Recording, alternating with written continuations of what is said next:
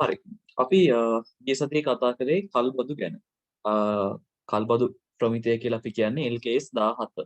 නැත්නම් SLFRS 16 ගැන තමයි අපි සාකච්ඡා කිරීම කළේ. ඒකේ අපිට තව පුංචි කොටස් කීපයක් තියෙනවා සාකච්ඡා කරන්න. එතනින් කල්බදු කොටස ඉවර වෙනවා. ඊට පස්සේ මම යනවා තවත් මට හිතෙන්නේ මට මතක විදිහට LKS 37 තියෙනවා සාකච්ඡා කරන්න. ඒ ප්‍රමිතිය සාකච්ඡා කරලා ආයේ තියෙනවා තව එක ප්‍රමිති දෙකක් තියෙනවා තව. ඒ ප්‍රමිතියක් තියුණාට පස්සේ LKS 16 ඒක තමයි ඔයගලන්ට හම්බෙන ලොකුම ප්‍රමිතය. ගොඩාක් තියෙනවා ගණන් හදන්න කියා දෙන්න දේවල් ගොඩාක් තියෙනවා ඒකේ. ඊට පස්සේ තව එකක් තියෙනවා අලුතෙන් එකතු වෙච්ච ප්‍රමිතයක්. මේකේ ගිය අවුරුද්දේ සමාගම් ගානට මං හිතන්නේ ප්‍රශ්නයක් ආව මට බලන්න බැරුව ගියා ඒක හරියටම. කොමුණත් ඕගොල්ලන්ව ටාගට් එකක් තියෙනවා මේ SLFRS 18 කියන SLFRS 15 කියන ප්‍රමිතියේ ඔයගොල්ලන්ව ටාගට් කරලා තියෙනවා. බලමු අපි මොනවද මේවායේ තියෙන්නේ කියලා. හරි. එතකොට මම ගිය සතියේ හෝම්වර්ක් එකක් දුන්නා. එක්කෙනෙක් මට පෙන්නුවා. හරි. ඒක හදන්න ඕන නම් මට කියන්න ඉතින් ඒක එච්චර ලොකු ගාණක් නෙමෙයි. අපි හදපු ජාතියම ගාණක් නේ. ඒක හදන්න ඕන නම් ඔයගොල්ලන්ට මට මැසේජ් එකක් දාන්න මම ඒක හදන්නම්. නැත්නම් මම මේ දැන් ටියුට් එකේ තියෙන ප්‍රශ්න වලින් සාකච්ඡා කරන්න යන්නේ. ඒක ඕන නම් මට මැසේජ් එකක් දාන්න. හරි. බලමු අපි ප්‍රශ්නාංක 1 ටියුට් එකේ තියෙන. සීමිත තරිඳු සමාගම 2011 1 දින කල්බදු සමාගමකින් මෝටර රථයක් කල්බදු ක්‍රමයට ලබා ගනී. අත්පිට ගැනුම් මිල 2,30,000යි කියලා තියෙනවා. ඊට පස්සේ දීලා තියෙනවා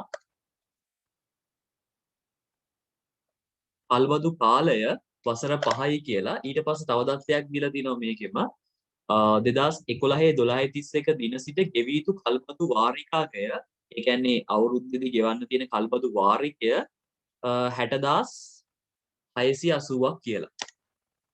ඊට පස්සේ 10%ක වාර්ෂික පොලි අනුපාතික යටතේ කල්බදු පොලිය පහත පරිදි වේ කියලා ඔන්න අපිට කල්බදු පොලි ටිකක් දීලා තියෙනවා. අවුරුදු 5කම.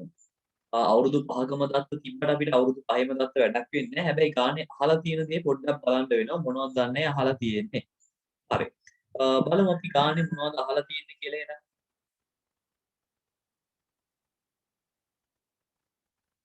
හරි. මේකේ අහලා තිනවා අවශ්‍ය වන්නේ අංක 1 කල්බදු පළමු වසරේදී අයන්න මෙම ගනුදෙනු ගිණුම් තැබීමට දාලා ලෙජර් ගිණුම්. කෙලින්ම අහලා තියෙන ලෙජර් ගිණුම්. හැබැයි ඔයගොල්ලෝ සැලකිලිමත් වෙන්න ලෙජර් ගිණුම් ගහනකොට බොහෝ විට ඔයගොල්ලෝ අතින් පරිදි වෙන්න පුළුවන්. ඒක නිසා පුළුවන් තරම් දිත්ත සටහනට ගිහිල්ලා ලෙජර් ගිණුම් ගන්නවා නම් හොඳයි.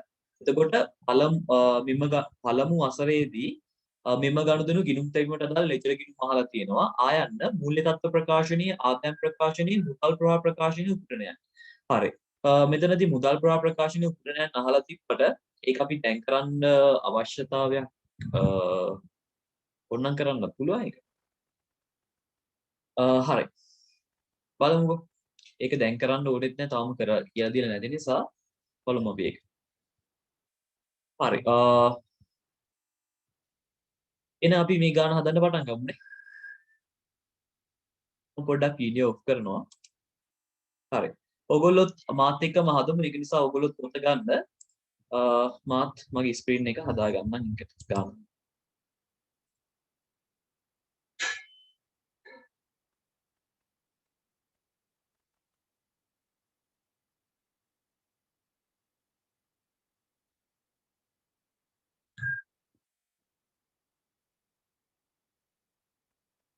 හරි. අපි එහෙනම් මුලින්ම දිත්ත ස්ථාන ටික ලියාගමු. සාමාන්‍යයෙන් දිත්ත ස්ථාන ටික මුලින්ම ලියාගමු. ඊට පස්සේ අපි ගණනට යමු.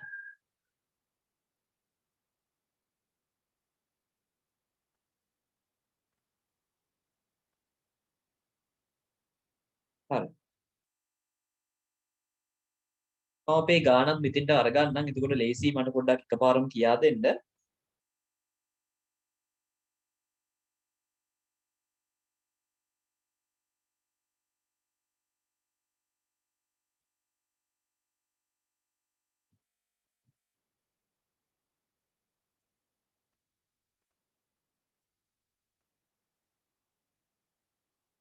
හරි මම ගාන අරගෙන ආවා. එතකොට ඔයගලන්ට මතක ඇති කියලා මම හිතනවා කල්බදු කියන එක කොහොමද ගිණුම් ගත කරන්නේ කියලා. මතකද අපි කල්බද්දක් ගිණුම්ගත කරන දිසටාන් 5ක් කතා කළානේ ගිය සතියේ. අපි පොඩ්ඩක් එක මතක් කරගෙන ඉමු. මුලින්ම අපි සාකච්ඡා කළා කල්බදු ගිණුම්ගත කරනකොට ඔයාලට මතක ඇති කියලා මම හිතනවා.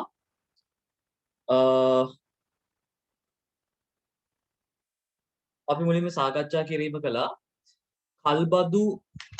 කල්බද්දේ ගැනුම් මිල නැත්නම් මූලික තැන්පතුව කියන එක වාර්තා කරනවා කියලා. අපි කොහොමද මේ කල්බද්දේ මූලික තැන්පතුව නැත්නම් මූලික තැන්පතුව නෙවෙයි සාධාරණගේ නැත්නම් ගැනුම් මිල වාර්තා කරේ. අපි ඒක වාර්තා කරේ අදාළ වත්කම් ගිණුම හර කල්බදු ණය හිමි ගිණුම බැර කියලා. ඊටත් පස්සේ අපි සාකච්ඡා කළේ කොහොමද? ඊට පස්සේ අපි සාකච්ඡා කළේ කල්බද්දට අදාළ මූලික තැන්පතුවක් තියෙනවා නම් අන්නේ මූලික තැන්පතු ඊළඟට ලියනවා කියලා. ඒක අපි වාර්තා කරේ කල්බදු ණය හිමි ගිණුම හර මුදල් ගිණුම බැර කියලා. ඊට පස්සේ අපි තුන්වෙනියට කතා කළේ කල්බද්දට අදාළ පොලිය. කල්බදු පොලිය ගිණුම්ගත කරන්නේ කල්බදු පොලි හර කල්බදු ණය හිමි බැර කියලා. ඊට පස්සේ හතරවෙනියට අපි ගිණුම්ගත කළේ කල්බදු වාරිකය. කල්බදු වාරිකය කොහොමද ගිණුම්ගත කරන්නේ? කල්බදු ණය හිමි හර මුදල් ගිණුම බැර කියලා. ඊට පස්සේ අංක 5 පස්වෙනියට අපි ගිණුම්ගත කිරීමක් කළේ කල්බද්දට දාල ඡය.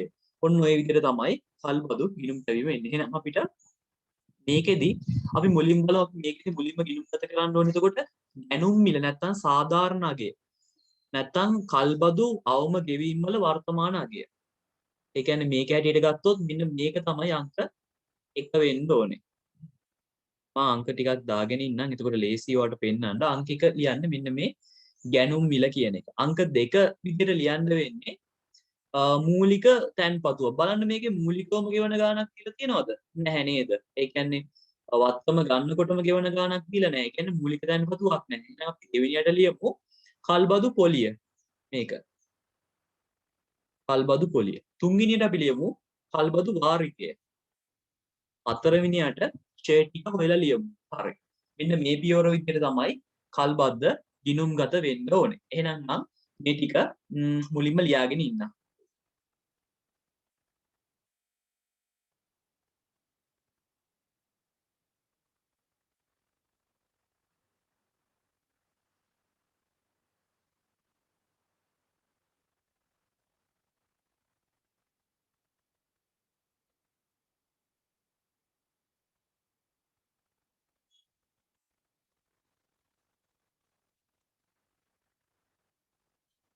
හරි.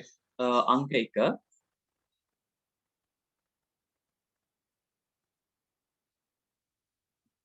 මේක ඇවිල්ලා මොකක්ද? යන්ත්‍රයක් නේද? මෝටර රථයක්.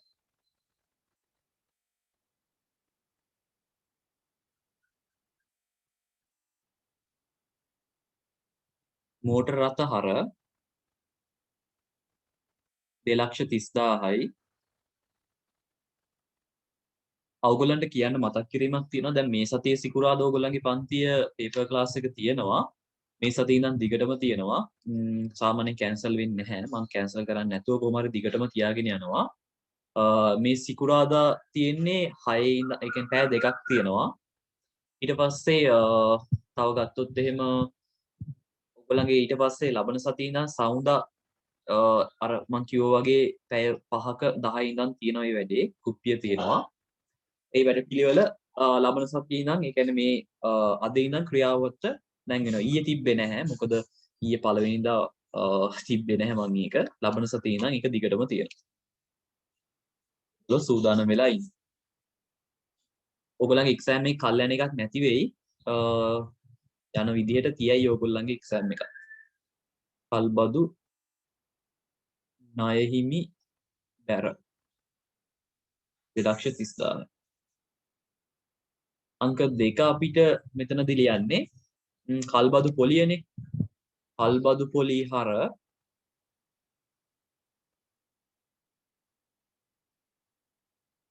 23,000යි. කල්බදු ණය හිමි බැර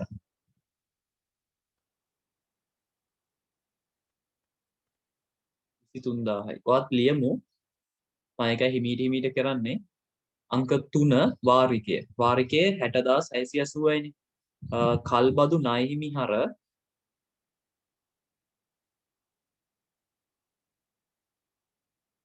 60,680යි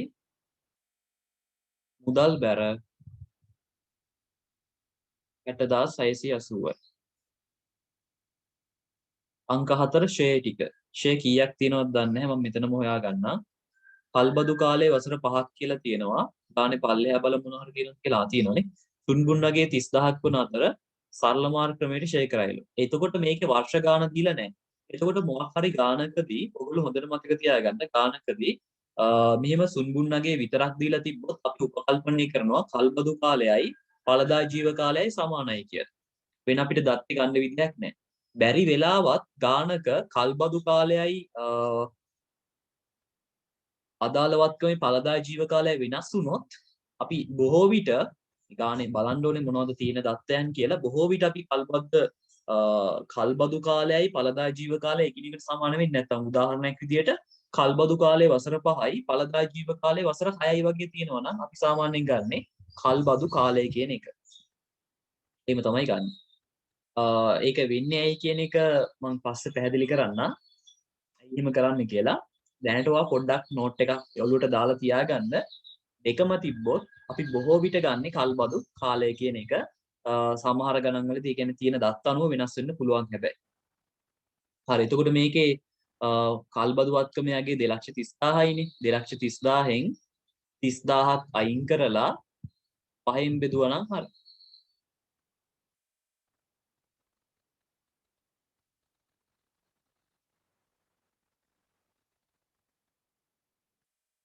රුපියල් 40,000ක් කියලා එනවා.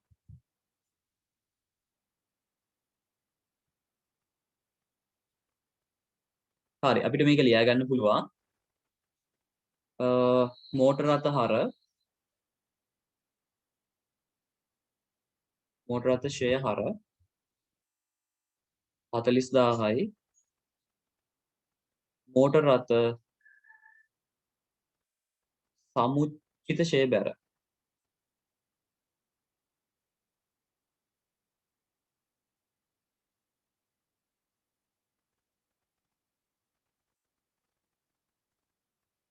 මෙන්න මෙහෙම ලියා ගන්න පුළුවන්. හරි. දැන් එතකොට අපේ මුලින්ම ප්‍රශ්නේ අහලා තිබ්බි ගිණුම් ටිකනේ. අපි ගිණුම් ටිකත් අත්දලා ගහගමුද?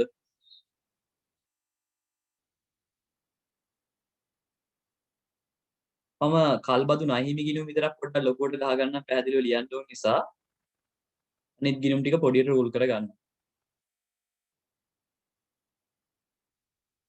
රූල් 6ක විතර පොඩ්ඩක් ඉන්න. මේ ප්‍රශ්නේ ඊට පස්සේ අංක 2 අහලා තිනවා දෙවෙනි වසරේදීත්. මේ බලන්න. අංක 2 ප්‍රශ්නේදී අහලා තිනවා මේ ප්‍රශ්නේම අංක 2ේදී අහලා තිනවා දෙවන වසරේදී. ලෙජර් ගිණුම් අහලා තිනවා මූල්‍ය තත්ත්ව ප්‍රකාශන උපුටන අහලා තිනවා. එතකොට ඒක නිසා අපි එකටම එකම ගිණුම් වල හදන්න පුළුවන් විදිහට හැදුවා නම් පොඩ්ඩක් අපිට ඒක වාසි වෙයි. ඒක නිසා අපි ඉඳ තියාගන්නකොට පොඩ්ඩක් සැලකිලිමත් වෙලා වැඩි පොඩි ටිකක් තියාගමු. ඊට පස්සේ තුන්වෙනි අවුරුද්දේදීත් අහලා තිනවා තත්ත්වයන් නේ. හරි ඒක නිසා අපි මෙහෙම කරමු. කල්බදු ණයහිමි ගිණුම ගහ ගන්නකොට අපිට ඕනේ වෙයි මුලින්ම රූල් 5ක් ගමුකෝ 5යි 5යි 4යි 9යි 12ක් වගේ රූල් ඔව් රූල් 10ක් හරි 12ක් වගේ තියෙන ගහ ගන්න කල්බදු ණයහිමි ගිණුම.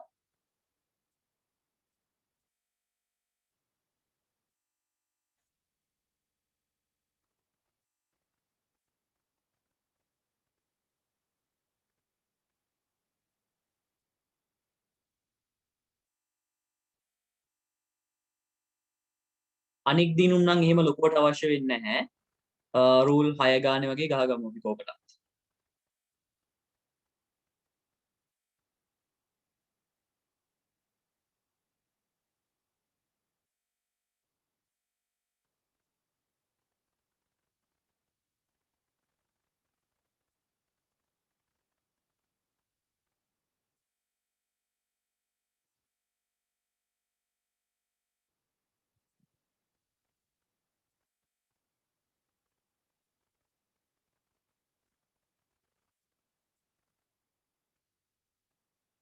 ගිණුම් ඔක්කොම ඕනේ වෙයි 1යි 2යි 3යි 4යි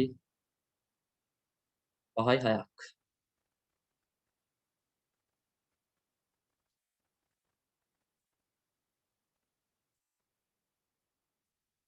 හරි මං ගිණුම් 6ක් විතර ගහගත්තා.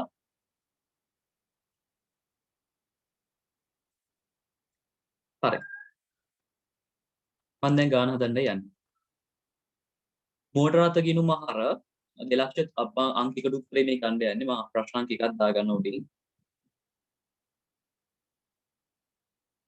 මෝටර රථ ගිණුම හර කල්බදු ණයහිමි බැර. මම අර ලොකුම ගිණුම කල්බදු ණයහිමි කියලා නම් කරගන්නවා.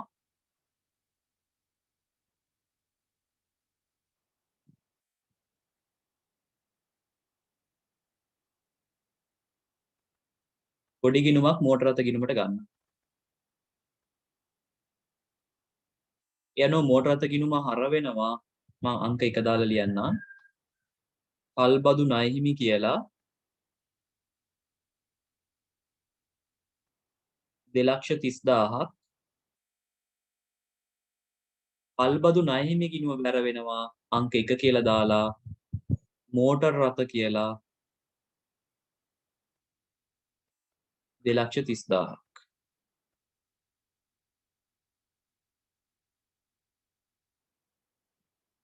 හරි. ඊට පස්සේ අංක 2. අංක 2 තියෙනවා කල්බදු පොලිය. කල්බදු පොලිය ලියන්නේ කල්බදු පොලිය හර කල්බදු ණයහිමි බැර. එහෙනම් මම තව ගිණුමක් නම් කරගන්නවා කල්බදු පොලිය කියලා. නම් කරගෙන මම අංක 2 දාලා හර කරගන්නවා කල්බදු ණයහිමි කියලා 23,000ක්. කල්බදු ණයහිමි ගිණුම බැර කරගන්නවා අංක 3 කල්බදු පොලිය කියලා 23,000. අංක 3 කල්බදු සල්ලි ගෙවීම. කල්බදු ණයහිමි හර මුදල් බැර.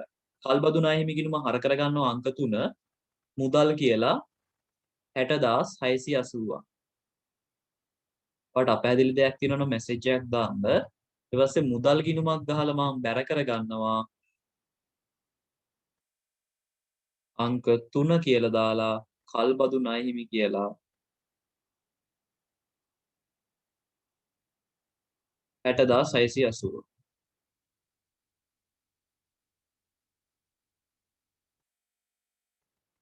අන්තිම එක මෝටර රථ ෂය හර මෝටර රථ සමුච්චය ෂය බැර.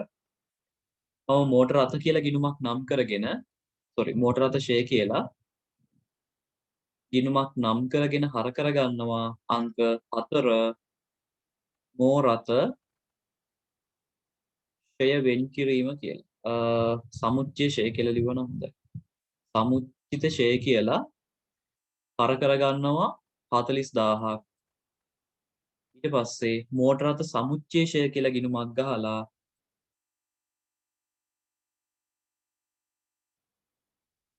පැර කරගන්නවා අංක 4 මෝටර රථ ෂය කියලා 40,000. මෙන්න මේ විදිහට තමයි මේ જાතිය ගණන් හදන්නේ. එක ගිණුමක් වැඩි වුණාම ආයි කොහොමද තියෙනවා. මෙන්න මේ විදිහට අපිට හදන්න පුළුවන් පළවෙනි අවුරුද්දට ගිණුම්. හැබැයි කල්බදු ණයහිමි ගිණුම විතරක් තුලනය කරන්න ඕන. ඒක මතක තියාගන්න හැමතිස්සෙම. අනිත් ඒවා අත්‍යවශ්‍ය නැහැ.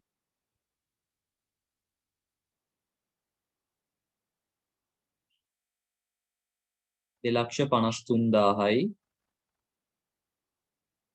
2,53,000යි 0.2යි 10යි එකක් ඉතුරුයි 7යි 3යි 10න් බිංදුව දැම්ම එකක් ඉතුරුයි 2යි 3යි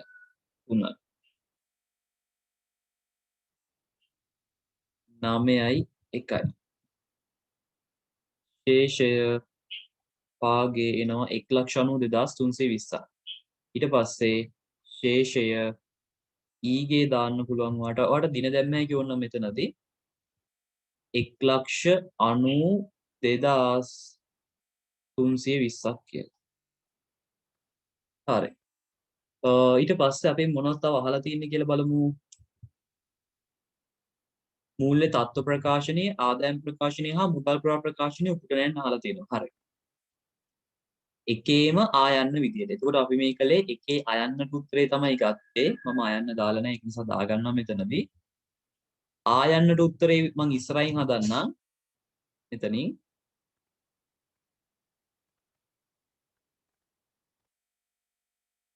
ආදායම් ප්‍රකාශනයයි මූල්‍ය තත්ත්ව ප්‍රකාශනයයි මුදල් පුරා ප්‍රකාශනය. ඔන්න ඔය පොඩියට ගහගමුකෝ තුනම ඉවරයි. තීරුව ගානේ රූල් 5ක් වගේ වෙන්න ගහගන්නකෝ තුනක්.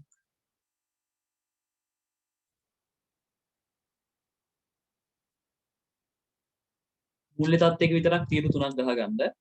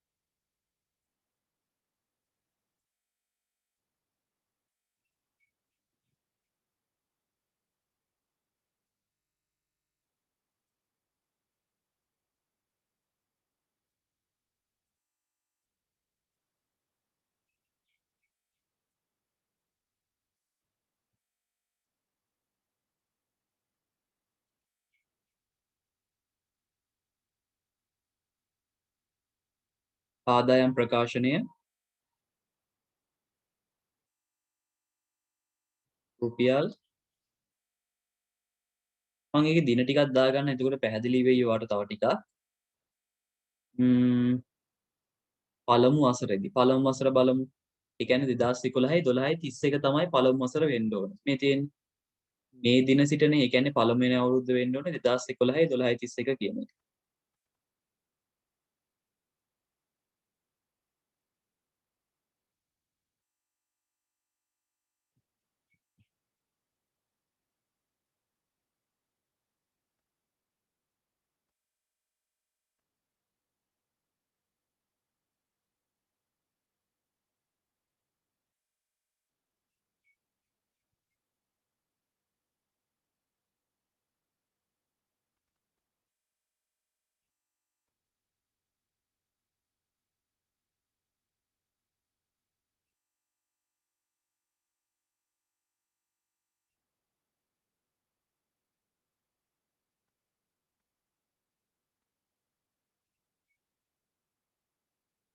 මං කාල සීමාව දාගෙන ලියන්නම්. මොකද ඊළඟ අවුරුද්දටත් හදන්න එපා.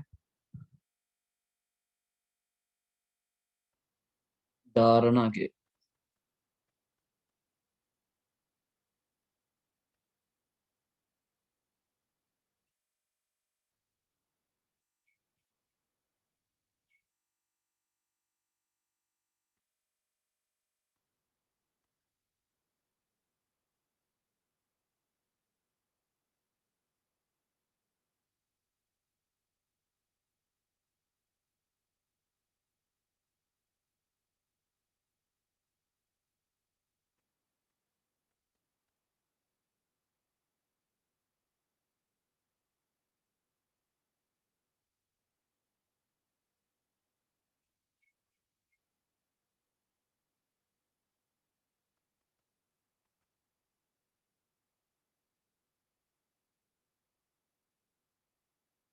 මුදල් පුරා ප්‍රකාශනය. මම ඒකත් ඔන්න රූල් කරගත්ත රූල් 5ක් වගේ වෙන්නේ. හරි. දැන් අපි ගානට ගිහිල්ලා ගානේ අර ඇඳගත්ත ලෙජර් ගිණුම් වලට යන්කෝ. ලෙජර් ගිණුම් වල මුලින්ම ඉන්නවා කල්බදු ණය හිමියා. කල්බදු ණය හිමියා අපි එකපාරම දාන්න යන්නේ නැතුව පොඩ්ඩක් ඒක තියාගෙන ඒක අන්තිමට කරන්න තියාගමු. මම යනවා අනිත් ඒවාට. මුලින්ම තියෙනවා මෝටර රථ ගිණුම්. මෝටර රථ ගිණුමම තුලනය කරගන්න. මෝටර රථ ගිණුම මම තුලනය කරලම දාන්නම්. එතකොට ගාන පිරිසිදුයි පිළිවෙලයි. 2,30,000යි 2,30,000යි 2,30,000යි ඒෂය පාගේ ප්‍රතිවිරුද්ධ පැත්තේ ශේෂය ඊගේ 2,30,000යි. හරි. මේක ඔයාලට දාගන්න පුළුවන් වාගේ මූල්‍ය තත්ත්ව ප්‍රකාශනයේ උඩින්ම ලියන්න පුළුවන් ජංගම නොවන වත්කම් කියලා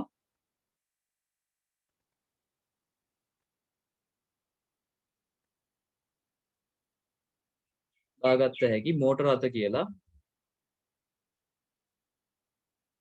පල්බදු වත්කම් කියලා ලියනවා නම් හොඳයි. නැත්නම් භාවිත අයිති ඇති වත්කම් කියලා ලියනවා නම් ගොඩාක් හොඳයි. මම ලියන්නම් භාවිත අයිති ඇති වත්කම් කියලා. ඒක තමයි වර්තමානයේ පාවිච්චි කරන්නේ. භාවිත අයිතිය නැත්නම් කල්බදු වත්කම්. භාවිත අයිතිය ඇති වත්කම්. මේවා පාස් පේපර් වල බලනවා නම් මේ මෑත කාලින එක තමයි බලන්න ඕනේ. ගොඩාක් පරණ ඒවායේ බැලුවට මේවා නැහැ. භාවිත අයිතිය ඇති වත්කම්. කියලා ලියලා පිරිවැය දාගන්න පුළුවන් 2,30,000ක් කියලා. ඒකනේ අපි හොයාගත්තේ. හරි. ඔන්න ඒක හරි. ඊට පස්සේ ඊළඟ ගිණුමට යනවා. කල්බදු පොලි. කල්බදු පොලි කියන්නේ මොන ගිණුමක්ද? වියදම් ගිණුමක්නේ. එහෙනම් මේක ඇවිල්ලා අපි මොකද කරන්නේ? මේක තුලනය කරන්නේ මේක පියවල දානවා. මෙන්න මෙහිමයි පියවන්නේ. 23,000ක් තියෙනවා. 23,000ක ශේෂය කරන්නේ නැතුව 23,000 ශේෂ කරන්නේ නැතුව වහලා දාන්න ලාලා කියලා. 23,000. මෙන්න මෙහෙමයි. වහලා දානවා කියන්නේ ප්‍රතිවිරුද්ධ පැත්තේ ලාලා කියලා දැම්මම හරි ගිණුම වැහිලා ඉවරයි. වැහිලා ගියා. ඊට පස්සේ ඔයාගේ ආදායම් ප්‍රකාශනයට ගිහිල්ලා ඒකේ මූල්‍ය වියදම් කියලා ලියලා දාගන්න පල්බදු පොලි කියලා ඒක 23,000.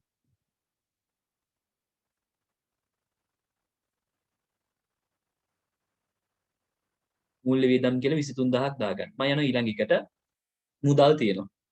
මුදල් එක මම තුලනය කරන්න පුළුවන්. ඒක තුලනය කරලා වැඩක් නැහැ. හැබැයි මම කවන්නේ තුලනය කරන්න. මොකද මේක ශේෂයක්වත් දීලා නැහැනේ. කවන්න නැහැ තුලනය කරමු ඔන්නේ. 60,680යි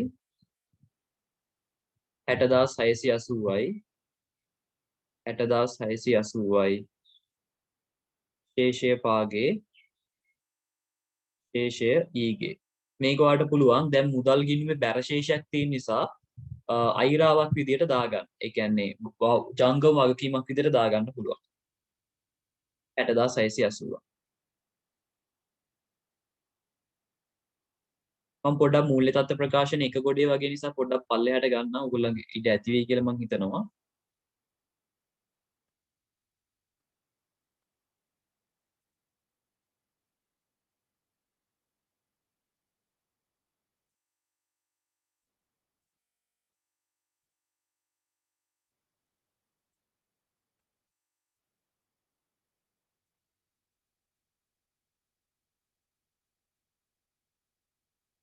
ජංගම වගකීම් වල අයිරාව කියලා ලියලා දාගන්නම් ඒක. මේක අනිවාර්ය නෑ ලියන එක. 60,680යි.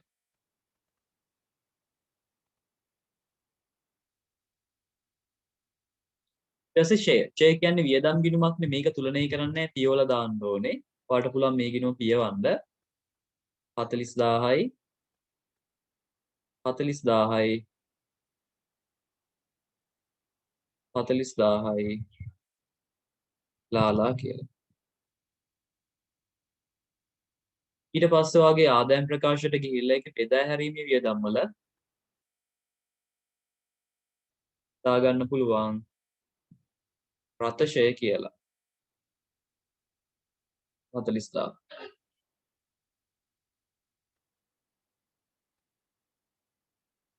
හරි. තව අපිට එක ගිණුමක් තියෙනවා. මෝටර රථ සමුච්චේෂය. මෝටර රථ සමුච්චේෂය කියලා කියන්නේ නම් වත්කම් ගිණුමක්. වත්කම් ගිණුමක්. ඒක නිසා අපි ඒක තුලනය කරමු. 40,000යි 40,000යි 40,000යි 40,000යි ශේෂය පාගේ ශේෂය ඊගේ. හරි. ඔන්න අපේ පළවෙනි ඊට පස්සේ ඒකේ උත්තරේ දීලා දාගමු. වත්කම් ගිණුමක් නිසා මූල්‍ය දත්තකේ මෙන්න මේ තීරුවට 40000ක්. ඊට ඔයාට එන උත්තරේ ධාරණගේ විදිහට 1,90,000ක් කියලා. හරි. දාන ඉවර නැහැ. අපි ජංගම වගකීම් ටික දාගත්තේ නැහනේ. මම යනවා ණයහිමි ගිණුමට. කල්බදු ණයහිමි ගිණුමට ගියාම මට පේනවා ඔක්කොම මුළු ණයහිමියගේ තියෙන 1,92,320ක් කියලා. මම ඒකේ ජංගම කොටසයි ජංගම නොවන කොටසයි හොයාගන්න ඕනේ නිසා මෙන්න මේ වගේ දෙයක් කරනවා. ජංගම නොවන වගකීම් කියලා ලියලා මෙහෙම දෙයක් කරනවා. මට මේක එකක් දාගන්න බැරුව. තාම ඔයගලන්ට මුදල් ප්‍රකාශනය කළේ නැහැ. ඒක නිසා ඔයා නිකන් ලියා ගන්න. මූල්‍ය වියදම් කියලා ලියලා කල්බදු වාරික. කල්බදු වාරික. කල්බදු වාරිකයේ විතරක් මේකට දාගන්න. 60680.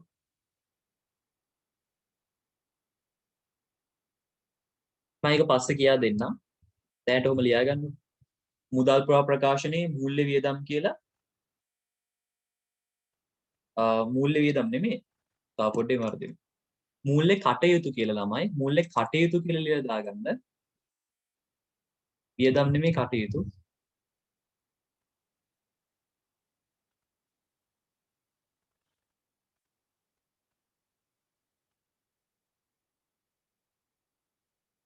මම ඒක ඉස්සරහදී කියා දෙන්නම්. කියලා දාගන්න. මේක මේකෙදි කියා දෙන්න නැහැ. ඒකට ප්‍රශ්න තියෙනවනේ ඒකින්ද අපි ලියමු. ඊට පස්සේ අපේ වගකීම තිබ්බේ 1,92,320ක් නේ. මෙන්න මේක තමයි මුළු කල්බදු ණයහිමි වගකීම තිබ්බේ. ඒකෙන් අපි හොයාගන්න ඕනේ ජංගම නොවන කොටසයි ජංගම කොටසයි. ජංගම කොටසයි. ඒක හොයාගන්නේ කොහොමද? ඒක හොයාගන්නේ ජංගම කොටස නම් හොයාගන්නේ වාරිකයෙන්. වාරිකයේ කීයක් තියෙනවද? 60,680යි. ඒකෙන් අඩු කරනවා ඊළඟ අවුරුද්දේ පොලිය. ඊළඟ අවුරුද්දේ පොලිය බලන්න කීයද කියලා. දෙවෙනි අවුරුද්දේ පොලිය 19,232යි මේ තියෙන්නේ. මෙන්න මේක අඩු කළා නම් හරි. 19,232යි.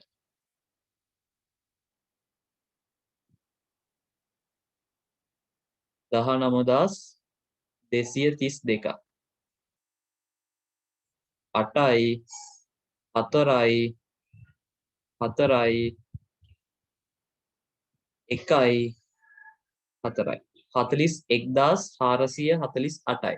එතකොට ජංගම නෝන ටික හොයාගන්නේ මෙන්න මේ සම්පූර්ණ ණයහිමියගේ තිබ්බ 1,92,320යිනේ.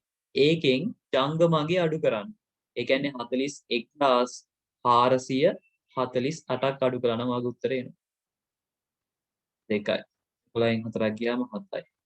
12න් 4ක් ගියාම 8යි. 0යි 5යි 1යි. 1,50,872යි. හරි. මේ දත්ත දෙක දාගත්තා නම් අපේ ගාන සම්පූර්ණයෙන් හරි.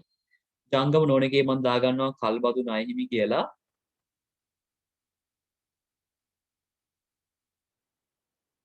1,50,872යි. 1,50,872යි. ජංගම එකේ දාගන්නවා 41,448යි.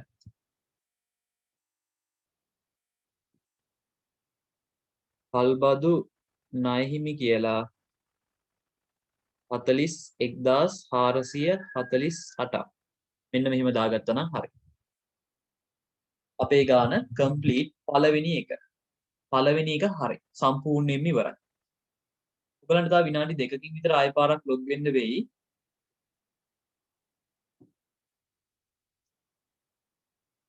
මොනවා හරි ප්‍රශ්නයක් තියෙනවා නම් අහන්නත් පුළුවන් ඔයගලන්ට.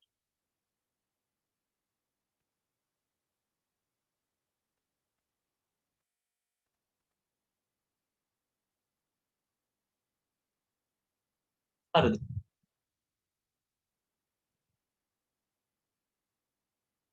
මොනවා හරි ලියා ගන්න තියෙනවා නම් කියන්න.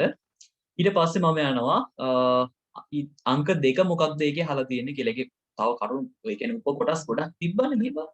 අංක 2 තියෙනවා. ඒක නෙමෙයි. මේ තියෙන අංක 2. කල්බදු දෙවන වසරේදී මෙම ගනුදෙනු ගිණුම් තැබීමට දාලා ලෙජර ගිණුම්. ආයන්න මූල්‍ය තත්ත්ව ප්‍රකාශනයේ ආදායම් ප්‍රකාශනයේ මුදල් ප්‍රකාශන උපුරණය. ඒ කියන්නේ මේ ටිකම තමයි අහලා තියෙන්නේ. හරි. එතකොට හොඳට බලා ගන්න මේ දෙවෙනි අවුරුද්දේ තත්ත්ව කොහොමද ගලපන්නේ කියලා. දෙවෙනි අවුරුද්දේ තත්ත්ව ගලපනකොට ඔයා හොඳට මතක තියාගන්න ඕන දෙයක් තමයි දැන් සාමාන්‍යයෙන් කල්බදු ගැලපීම කරනකොට දිස්ත්‍රාන් පහක් එන්න පුළුවන්. කල්බදු වත්කමේ අගය, මූලික තැන්පතුව, කල්බදු පොලිය, කල්බදු වාරිකය, ඡය. ඒක තමයි කල්බද්දක් පළවෙනි පාට වාර්තා කරන්න නම් මේ පාමේ ඉන්න පුළුවන්. හැබැයි හොඳට මතක තියාගන්න දෙවෙනි තුන්වෙනි වතාවට කල්බදු වාර්තා කරනකොට කල්බදු වත්කමේ අගය ලියන්න ඕනේ නැහැ. මොකද අපි දැනටම අරගෙන ඉවරයි කල්බදු වත්කම. ඒක නිසා අර අංක එක සටහන එන්නේ නැහැ. මූලික තැන්පතු එන්නේ නැහැ. ඒ දෙක එන්නේ නැහැ. හැබැයි කල්බදු පොලිය එනවා, තව එනවා, කල්බදු වාරිකය එනවා, ක්ෂය එනවා. ඒ කියන්නේ අපිට පළවෙනි අවුරුද්දේ ඉඳන් නැතුව දෙවෙනි අවුරුද්දේ ඉඳන් ගිණුම් තැබීමක් තියෙනවා නම් එන්නේ කල්බදු පොලිය, කල්බදු ණය හිමියෝ, කල්බදු ඒ කියන්නේ වත්කමේ ක්ෂය. ඔන්න ඔය ටික තමයි එන්නේ. කියන්නේ තුනයි එන්නේ. අපිට මතක තියාගන්න ඒක. ඔයාලට අවශ්‍ය නම් ලියලා හරි තියාගන්න.